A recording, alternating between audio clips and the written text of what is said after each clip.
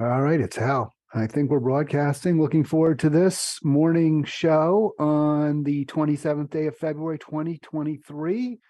And I'm hoping, against all odds, that we're getting our stuff together. You know me, I'm not a cursor. I don't throw out a lot of F bombs and S bombs like some of the hosts out there. I'll probably do a little bit of that. I'm not saying there'll never be any on my program, but that's not what I'm about. I want to go see whether I'm streaming. I want to test this right now because, yeah, it's always a risk, right? It's always a little bit of a catch as catch can. That's why we're doing this soft launch. We want to find out whether I can get this thing to work. And I kind of think I can. I'm sort of optimistic. It says I'm live. So there's the good news. Lab leak, Dems feel good. I got to put a different caption, a different little story thing there. But yeah, you should be able to. And I can just think I just heard something, which is always a positive. So we're probably out there. Let me just, you may hear a little double I. This is my little way of testing. And I just heard it. So you are actually seeing it. By the way, 240-283-726, who still haven't gotten a caller. I do hope you'll be my first this morning, the 27th Monday. And tomorrow, I'm looking forward to our first guest. Yeah, we have not had a guest yet. We did. No, I want to be very, very fair, very clear. Arlen and Fred did join me on a test program, which is posted at Haliltics. So it's not like I've had nobody on since I rebooted this broadcast. I've had no one on live at 11 ET, 8P, or sorry, 8A. I keep doing that. 11A ET, 8A PT. And I'm going to keep tweaking the settings. So I wanted to start with my focus here on again, the media. All right. So it looks like I said lab leak, right? I put this, I think the title says lab leak, Dems feel good stories. When I got a little smile there, that doesn't look right. I don't have to change that, but we'll fix it. Let's start. And I think there's a fourth in there. So lab leak, Dems. I don't know what number 2. I don't remember. It doesn't matter. So this is really more media than lab leak. And I wanted to focus on this. This is the New York Times. And I think I got the wrong, is this the right? Let's do a then and now. So this is then, and you can see the date I've got there, the 27th of last year. So a little, almost 1 year ago, 1 year. I didn't, look at that. Happenstance, didn't even plan it. 1 year ago, here's what the New York Times was telling you. The paper of record, all the news that's fit to print. Here's what they were telling you. When you look at all of the evidence together, it's an extraordinarily clear picture that the pandemic started at the Huanan market, said Michael Warobi, an evolutionary biologist at Arizona and a co-author of new studies. So big shot, right? I mean, this is someone who I guess you can try. I mean, trust the science, folks. Trust the science. So an evolutionary biologist is telling you, hey, it's clear. And now several independent scientists said the studies which haven't been published. So, I mean, look, for all this certitude, we've got it. We figured it out. It's definitely the bat, right? Some bat transmitted that virus, bit somebody at the market. Somebody chopped the head off a bat. Those primitives in Wuhan or Huanan or wherever. Yeah, it was Wuhan, right? Guangdong, Wuhan. So some peasant is chopping the head off a bat, or the bats are flying around or whatever, and they blood spatters everywhere. It's a wet market. It's this, that's the picture that's being painted for you by our media, the New York Times. It's nothing we can help. Those bats are in a cave. They bite somebody. We can't help it. Spreads. And it's not published yet, but it's very convincing. Says now it's not just Arizona, Copenhagen, Taya Fisher. She's an epidemiologist. And she wasn't even involved. So it must be true. It's totally independent. This is it. We figured it out. The question has been settled with a very high degree of evidence and thus confidence. So you can trust the New York Times. It's been settled. Hey, all those people, those cranks out there saying it's the lab leak, it's a conspiracy, it's the Dr. Fauci's lab that he helped fund is funding. They're keeping everything a secret from you. It's probably because the pharmaceutical companies are going to make billions, and which they did make, and they continue to try to make off of this virus. They didn't create a disease that they're now profiting from. No, it's not like that at all. Don't look over there. It's clearly it came from this market in Wuhan. Well, not so fast, folks. And now we know that even our own energy department has concluded, the United States, that it was actually a lab leak. Right. And this is what people like Jimmy Dore were telling you for years. Oh, you can't believe it. He's so irresponsible. He's reckless. He's a grifter. Well, Dore was right. At least apparently so, despite the certitude of the New York Times just 1 year ago. And so the question that I raise is, why did the Times get it so wrong? What's the fact? Why can't you trust our media? What is the reason? And by the way, if you can't trust the media, I mean, there's really no one, right? You just have to do the best you can.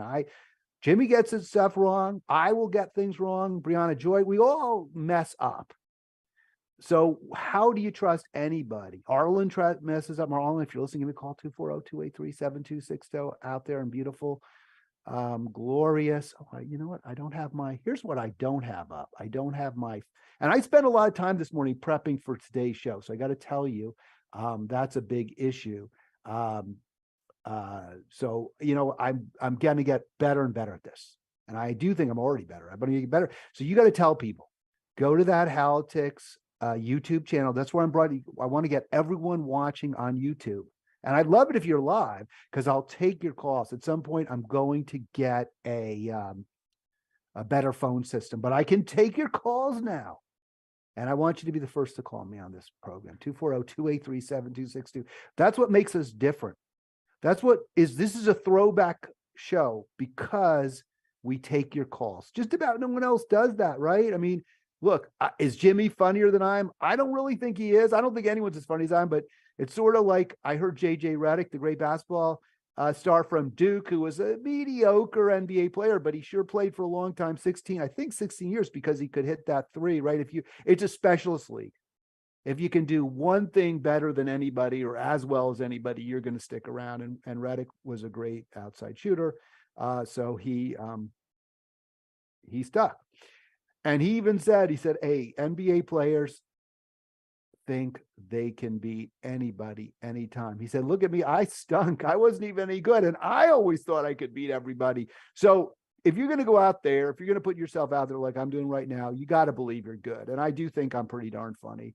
I guess no one else does, but someone, maybe there's like one person. If I broadcast to so the more people who subscribe and listen and like at Haliltics, at some point, one person will say, Hal, I do think you're funny. So that's what we needed. A lot of people listening and watching, not just listening, because I'm the radio, right? Radio. So I think listening, but it's video now. So you're listening and watching. Why did the Times take a year? Why did the corporate media, not just the New York Times, but pretty much everyone, get it wrong? So wrong. The media that's bought and paid for by super rich, powerful individuals and corporations. Why they get it wrong? Well, I think the answer, and I highlighted it here, you see the Chinese writing. Now, this is not a batch China. I don't like the Chinese Communist Party. I don't like the government there at all. I think China is a huge problem because it's a totalitarian state. And I do think we need to protect Taiwan. I don't think it's like Ukraine. I think that we have much greater interests in protecting Taiwan from the mainland China. I also think we bear a huge responsibility for jeopardizing the Far East by China, by allowing China to have this kind of power and influence through our trade policies, which enriched China to an extraordinary degree. I think it was incredibly poor thought thinking. And I think if we were really about promoting democracy and freedom rather than just about profiting corporations. We would have spent a lot more time, energy, and money in trying to build up India, which is the world's largest democracy, although we see real problems there with Modi.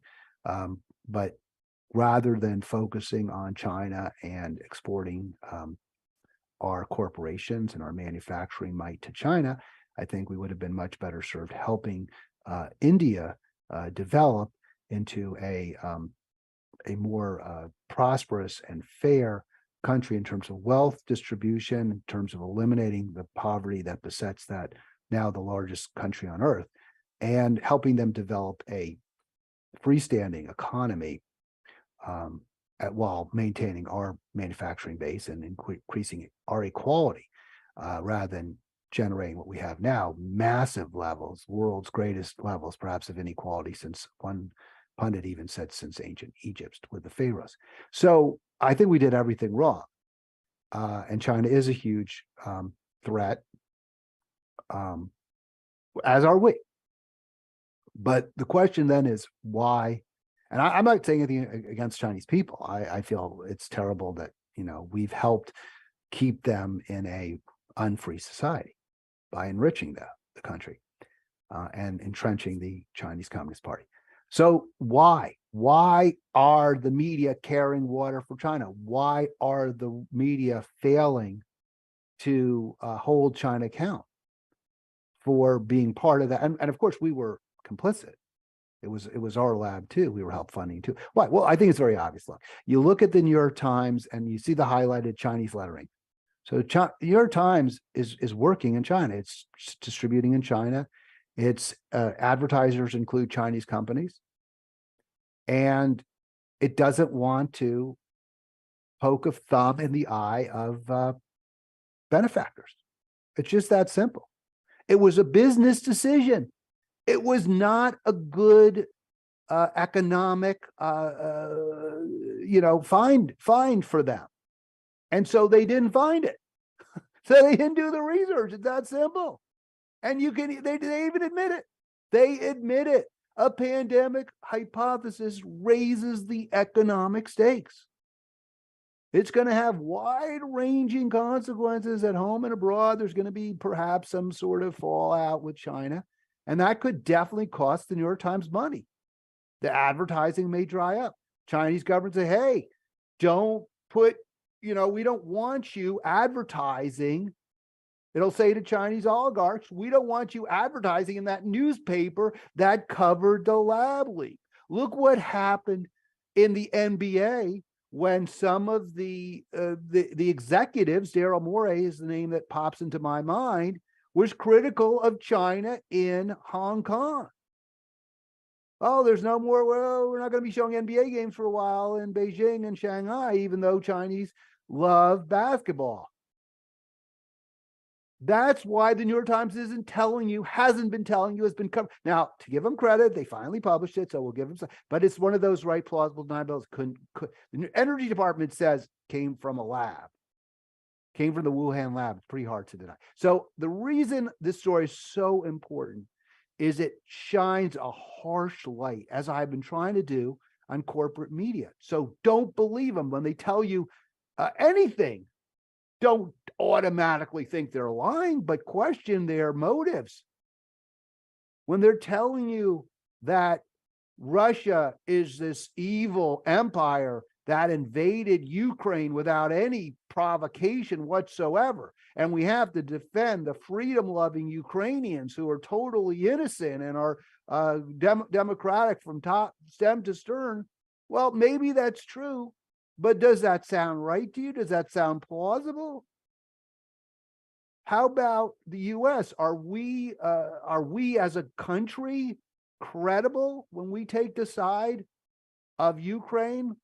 Were we credible when we toppled Saddam? Were we credible when we killed Gaddafi? Remember Hillary? We saw, we killed, or whatever she said. No. Be skeptical at all times, and of your party too. Questions are very rarely easily found. Questions are easily found. Answers, not so. All right, let's move on to the next story. 240-2837-262-240. Oh yeah, this is what I was going to get to, this diversity training. So I really was fascinated by this story. And this is in the Washington Post. Now I have become, and I used to be, and when I moved to DC in 1987. So I've lived in DC on and off. The off was when I was in beautiful Monterey. I've lived on and off in our nation's capital or around it. Right now, I'm not in the city. I'm in Kensington, Maryland, but on and off since 1987. So that's 36. Wow, almost 36. It's not quite, because it was September of 37, 87. 37, not quite 37, 87, 36 almost years. So I've lived on and off in the capital. And when I first moved here, I was like, oh my gosh, this place sucks. Where are the bagels? Where's the New York pizza? Where's the New York Times? This newspaper's awful. It's conservative. Well, the bagels are better. The pizza's not. The only reason the pizza's any better is because I'm making it. Now, there's a few maybe slightly better pizza down in DC. Bagels are better. They got this Goldberg's bagels, good. It's not New York style, but it's quality. But I should say it's not New York style. They're good. I like the fluffier New York kind. This is more the Montreal. It's a little denser. It's very good. So I'm a fan of the Goldberg's bagels down here. There's some decent pizza. Mostly what I prepare. I had to learn how to make pizza because I couldn't get the New York style. When we go up to New York, we always get pizza. We bring it back because it's better there, but it's not as bad here as it once was, but still not good. I got to say though, I think the Post is now either as good or better than the Times. Now, maybe it took me a long time to come around, but I think the Times has really gone downhill. It's not like the Post has gotten better. Their national and international coverage is really good, and they are more willing to go up against the grain on stories. I don't think you would see this story in the New York Times. So I was really intrigued by this, by Marilyn Singleton, who's I believe a very well-known doctor and a very highly reputed doctor from California. Dr. Singleton now probably, I guess she's in her, I'm thinking early 70s. She said she graduated from, or maybe she went to UC, University of California at San Francisco, one of the, top 3 laws. I think it's one of the top 3 medical schools in the country. I think you got Harvard, you got Stanford, and I think you got UC San Francisco. So this is somebody who's, hey, she's effing smart, whatever else, and she did really well because she went to this great medical school. Plus, when she went, there were virtually no Black people at the school. She was one of the only Black women. Really impressive person, right?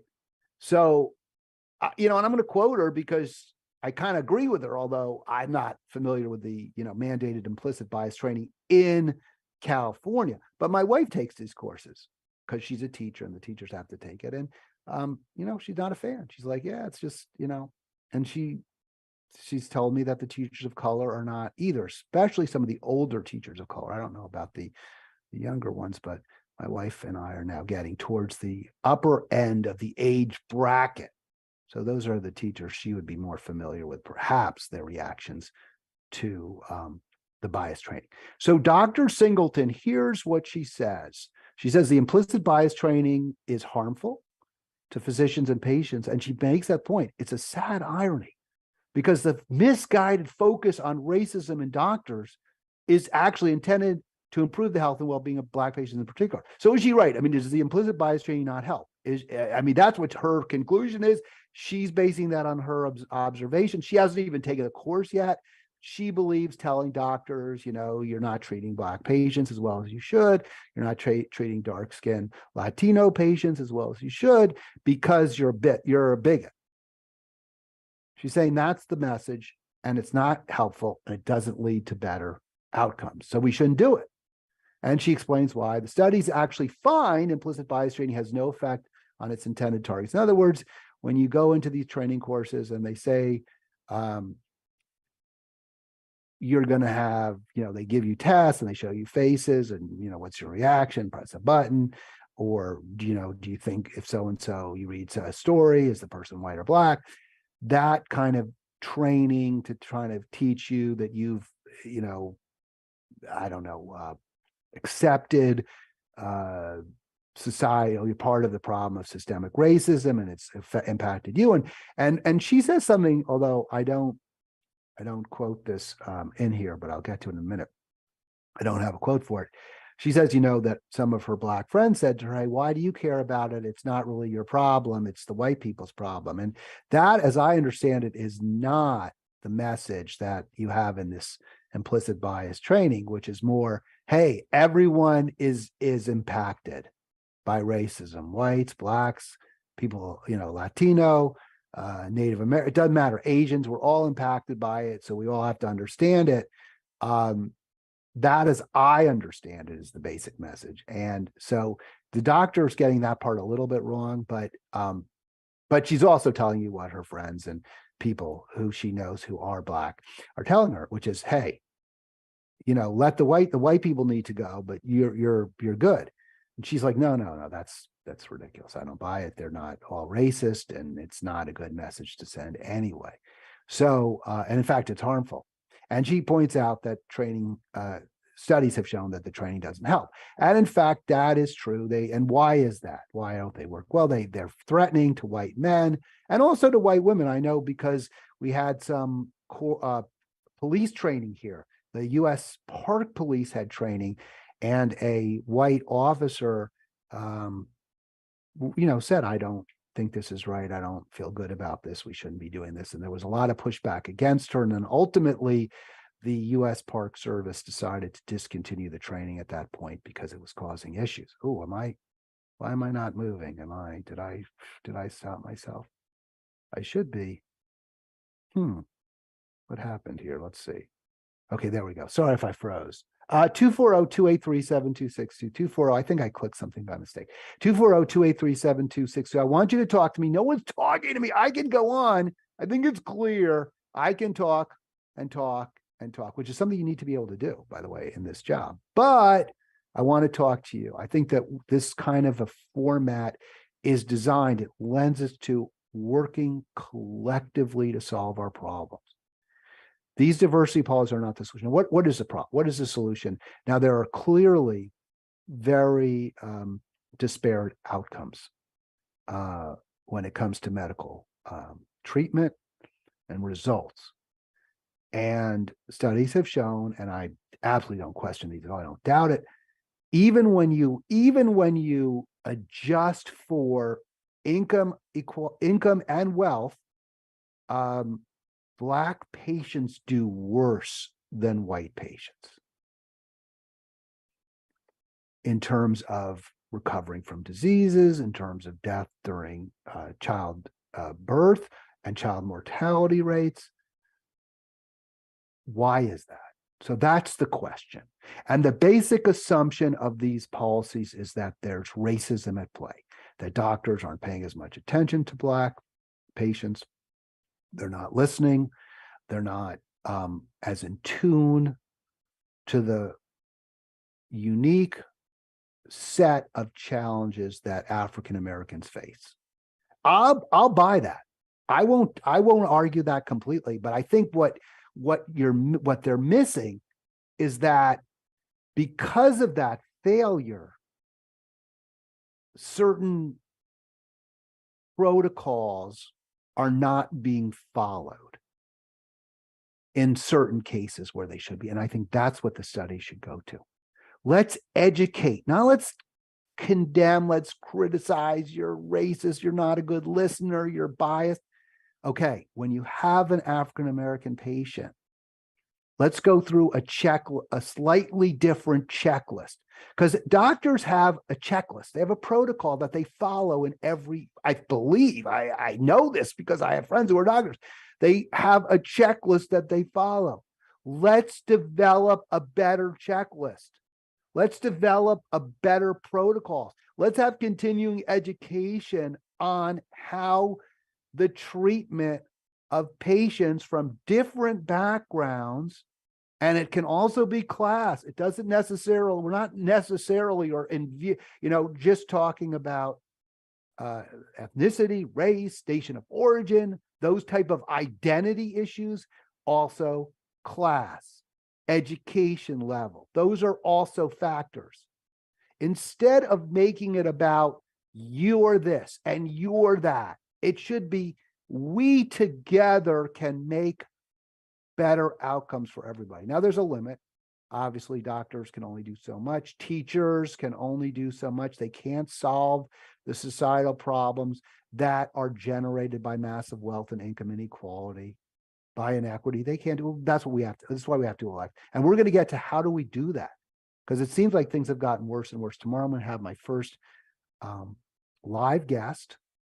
He'll be on, and it is a he. He'll be on Zoom with me. I want to take your calls, 240-283-7262, 240-283-7262. The phone number's right there for you. So why? Why then? What's the function? Because you know what functionalism is? I'm going to take off my, I'm going to go to a different Zoom view. I want to just see you. So functionalism is when you look at a specific behavioral set or dynamic, and you're like, why is this happening? It's counterproductive. It makes things worse. Why? Why is this going on? Functionalism says, well, what does it do? What's the function? So if, as Dr. Singleton says, and as has been clearly corroborated, that diversity policies rarely do make companies fairer. Why? And it's a Harvard Business Review. So this is super liberal, right? Left wing. If that's the case, and if, as Dr. Singleton says, the implicit bias training makes things worse, and it also fails in its basic mission of improving the health and well-being of Black patients in particular, then why is this happening? Why is this going on? What is the function of the diversity training? And it seems clear to me that the answer is right there in that question. It makes white people angry. It makes them upset. It shuts them down. It pits Black, and I don't even think it really pits Black people and white people against each other. It pits certain group of elites of left-wing, I don't want to say left-wing, liberal.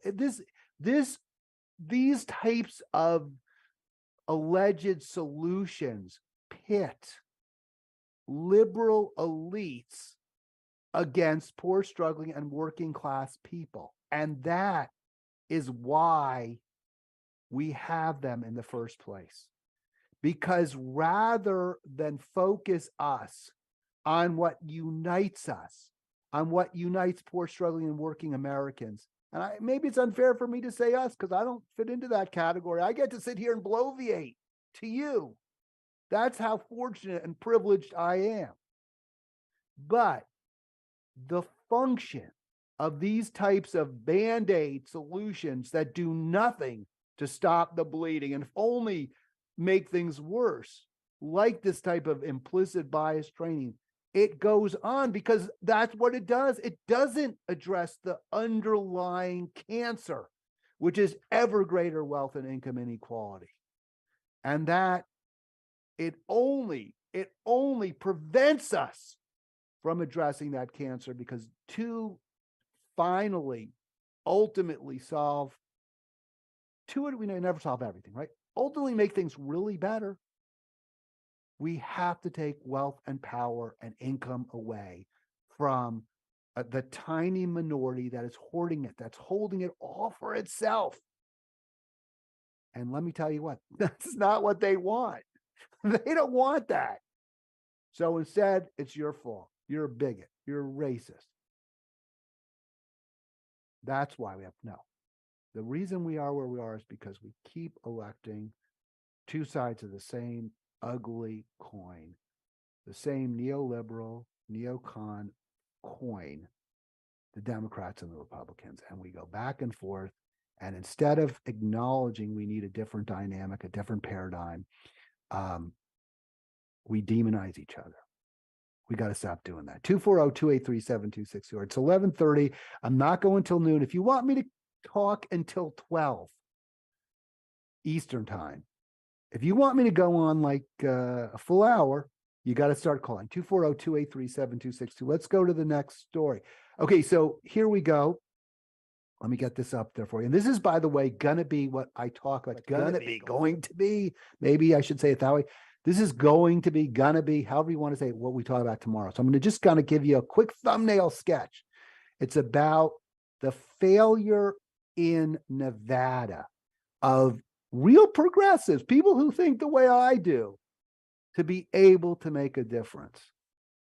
And ultimately, how the Democratic takeover of the Nevada Democratic Party, the takeover of that party failed, or it's just not going well. And Gretchen Whitmer, there's a Christy Todd Whitman. So I said Whitman Whitmer. That's where I got that confusion. Sorry, folks. By the way, Christy Todd Whitman is in fact a Republican from New Jersey. She was a governor there. Gretchen Whitmer is the chair of the Nevada Democratic Party. And she is under a lot of, she's taken a lot of heat. Party's struggling. She's getting criticized left, right, and center, as you can see from that article.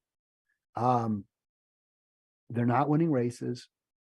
It's not going well. So why? Why is that? Now, Whitmer's explanation is previous administration, that is the standard issue. Corporate Dems, the Harry Reid machine, pretty much burnt the house down.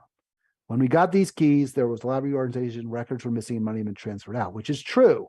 They took out hundreds of thousands of dollars, the former cabal. They didn't want this to work out. Why didn't they? Why didn't the corporate Dems want this to work out? Because frankly, they'd rather Republicans win. Their fear, they have their terrible fear is that wealth redistribution, ultimately, redistributing wealth, power, income from the elites down will work. It will make society better, just as it did during the New Deal, just as it did during the Great Society. It will make people live, it will provide a better life for more people. And by the way, for poor people, struggling people, working people of all ethnicities, races, doesn't matter. When the government puts its fat thumb on the scale in favor of the least fortunate, things are better for pretty much everyone except for those at the top. And that is what those at the top are most afraid of. And they were the ones running the Democratic Party in Nevada. So they did everything they could to undermine Gretchen Whitmer. And in fact, they've succeeded. But if you look at what the specific criticism is, being a poor fundraiser, right? She couldn't get money to help us fund candidates to win elections. Well, why is that? Maybe she is a bad fundraiser. I'm not going to say she's good at it, but who has money? Who has funds? It's easy. I can tell you, I've been an organizer now for years. And when I was at the radio station, well, you can get money from people for just about any cause. You can get it for being pro-choice, you can get it for being anti-choice. You can get it for being pro-environment, you can get it for being anti-environment. Here's what you can't get it for. It's so much harder. You can even get it for like a turkey date for the homeless. You can't get it to raise taxes on the rich. You can't get it. It's very, very difficult to bring jobs back to America, to reduce wealth and income inequality. That is where it is almost impossible to get money.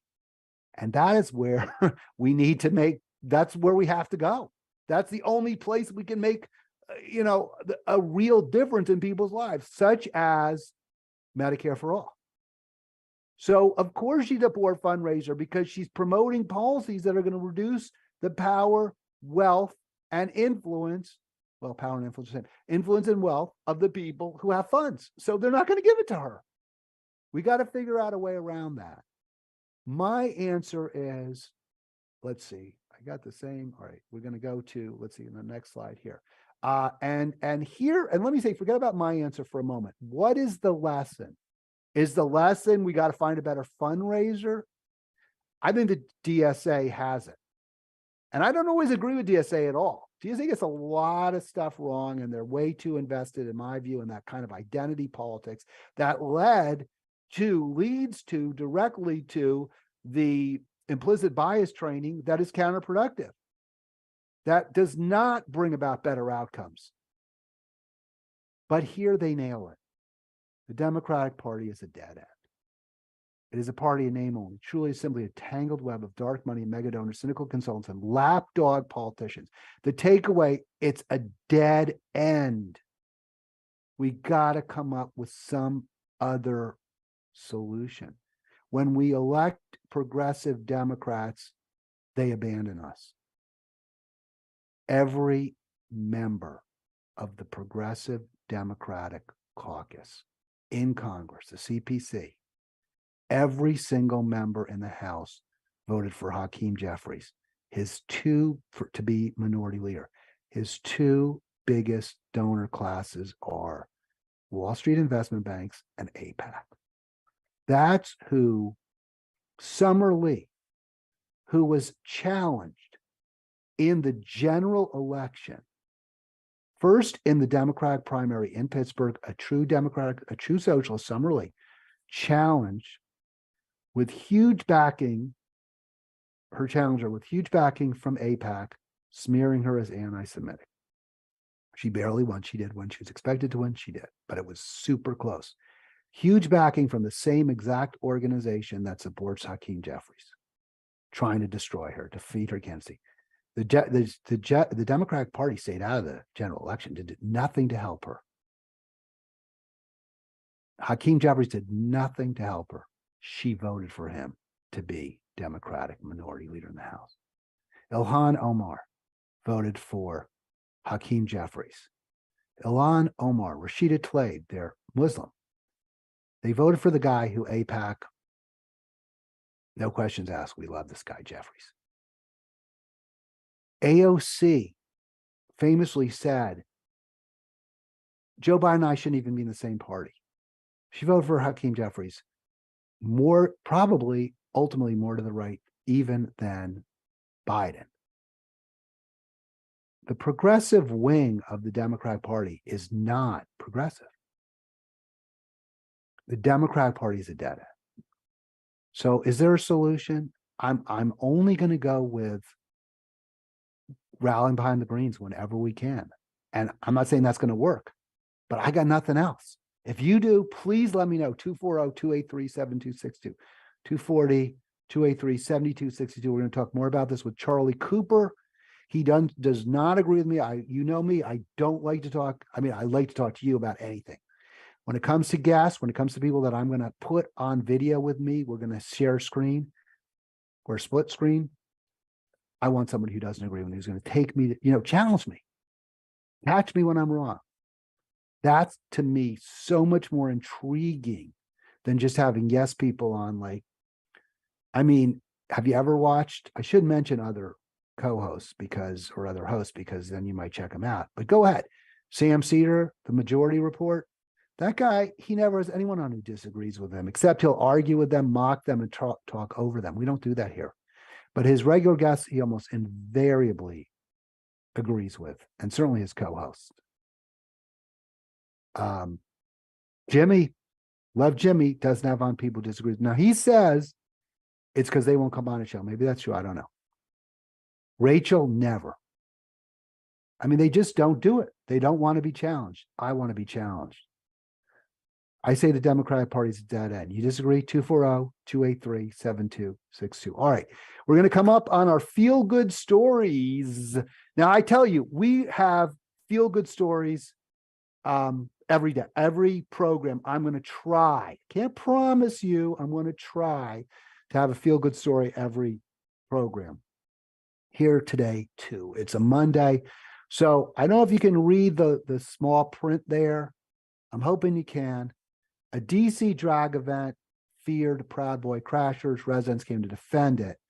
And I think you can see the picture there. There they are with their parasols, their rainbow umbrellas, and they're actually, many of them pointing out, and you can see some faces there looking out at the crowd, protecting the drag queen story hour. Now, look, to me, I'm not really getting the drag queen thing, man. I mean, and I don't want to even say queen because it should just be drag story hour because there can also be women dressed as men. But if that's what if you're into that or you want to bring your kids, I love it. Beautiful. Why not? It's totally cool. And if you don't like it, if you're a proud boy and you, for whatever reason, don't like it, don't go. But why do you have to try to mess up a good time forever? No one's getting hurt. That's what they're getting indoctrinated. You know what? I don't think so. I honestly don't think so. I don't think that going to see a man, and I believe the drag queens are generally, maybe I'm totally wrong about this, cisgender, right? So if they're a male, they identify as a male, but they wear women's clothing. They're not trans. There may be some who are trans, which is where you identify emotionally and mentally as someone who is of the biosex. That's the opposite of what you were born. And look, I'm not great at all this, so I'm going to probably get stuff wrong, and don't hold against me, just correct me. 240-283-7262. I don't think if a boy goes to a drag story hour and hears Cinderella told by a man, a cisgender man wearing a tulle princess dress, I don't think that's going to turn that boy into anything. He is what he is. They are what they are. She is what she is. This ain't going to change anything. It will hopefully will lead to a little greater acceptance and tolerance of other people. But if you don't want to go, don't go. No one, don't go. But you don't need to tell anyone else not to go. And the same goes the other way. I don't think a little girl going to a story hour and seeing a woman with a very, very short haircut and a leather vest and jeans is going to suddenly decide that she's a male, that she's a boy. I don't think that's going to happen. She is what she is, man. She might be, I mean, maybe there'll be a few that will, have some consciousness raised or suddenly say, oh yes, the light bulb goes off. But it's not because they went to that hour. It's because they learned more about themselves, which I'm going to say is a good thing. If you don't like drag queen story hours, just don't go. It's really, really easy. Don't take it out on us. And this is a feel-good story because the community came together and said, we're protecting the drag story hour. So good for them. Feel-good story. This is in Washington, D.C. One more feel-good story. It's kind of similar, right? It's kind of similar. See, sometimes have trouble getting the slides to look just the way I want. Let's see if we can get that a little bit better. So I'm going to futz around with this a little bit. Hope you don't mind. I don't know. Do other hosts do this? I guess other hosts aren't all doing all their own production. So this was similar, right? Similar. I can make that even bigger so you can really see it. Similar to the drag story hour story in this regard. The community came together. Now, did you know this? Because I did not. Until my wife told me. Apparently Saturday was going to be like a day of anti-Semitism. This past Saturday, 2 days ago. Planned anti-Semitic Day of Hate instead becomes Day of Unity, defiance for U.S. Jews. But nothing happened. Extremists, including neo-Nazis, had planned to hold rallies and distribute flyers, but ADL says no unusual incidents were reported. This was a Shabbat of peace, not hate. So that's a beautiful thing. And you see the sign there, we stand with our Jewish neighbors. So Those are two feel-good stories. We're coming together to protect our neighbors. And I want this to continue. But if we're privileged, if we're fortunate enough to not have to worry about our next meal, where we're going to sleep, we have a duty to fight tooth and nail to make society better so that everyone has those same securities. If we did, I don't think we'd have to worry very much about days of hate. I don't think we'd have to worry nearly as much about drag story hours being crashed by haters. There'd be less hate. So much of it is driven by fear and insecurity. This is not an excuse, it's an explanation. If you want peace, fight for justice. With that, I'm out of here. I'll be back tomorrow. Thanks so much for watching and listening to the Hal Ginsberg Morning Show, Haliltics Live, 11 to noon Eastern.